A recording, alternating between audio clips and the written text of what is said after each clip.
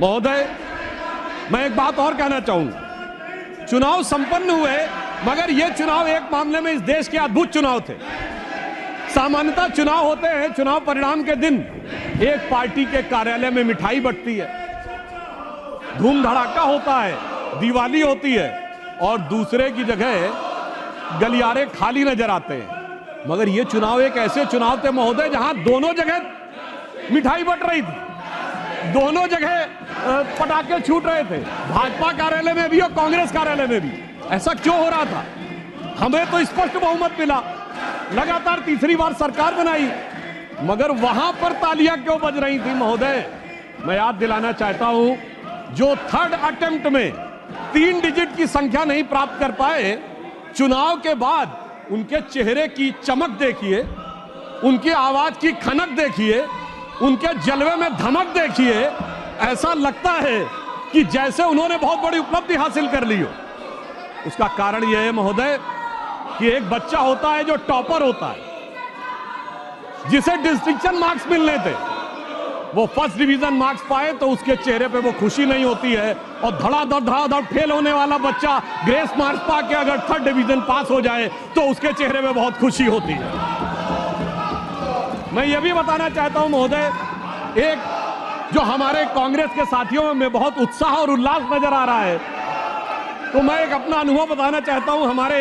हमारे जनरेशन के जो लोग हैं उन्हें याद होगा कि उस जमाने में जब परीक्षा का परिणाम आता था तो सिर्फ डिवीजन पता लगती थी, फर्स्ट डिवीजन एक, रोमन में सेकंड डिवीजन और थर्ड डिवीजन। एक हम लोगों के मोहल्ले में सज्जन थे, वो थर्ड डिवीजन पास हुए, एक लड़का, और एक फर्स्ट डिवीजन पास हुआ। फर्स्ट डिवीजन वाला मेरिट एक्सपेक्ट कर रहा था, तो फर्स्ट डिवीजन वाले के यहाँ खुशी नहीं थी, तो दूसरे ने पूछा, भाई तुम थर्ड डिवीजन पास हुए हो तो तुम्हारे अंदर खुशी क्यों है, इतनी खुशी क्यों है? तो जानते थर्ड डिवीजन वाले ने क्या जवाब दिया? साहब ये तो फर्स्ट डिवीजन आए ना, एक, हमारे तो 3 हैं, फर्स्ट डिवीजन विद 2 बॉडीगार्ड।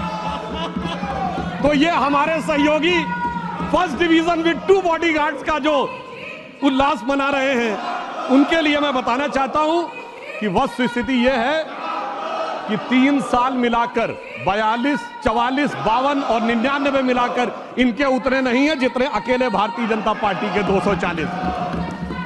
मैं ये भी याद दिलाना चाहता हूं, 1984 के बाद से आज तक 40 साल में कभी कांग्रेस को 240 सीटें नहीं मिली हैं।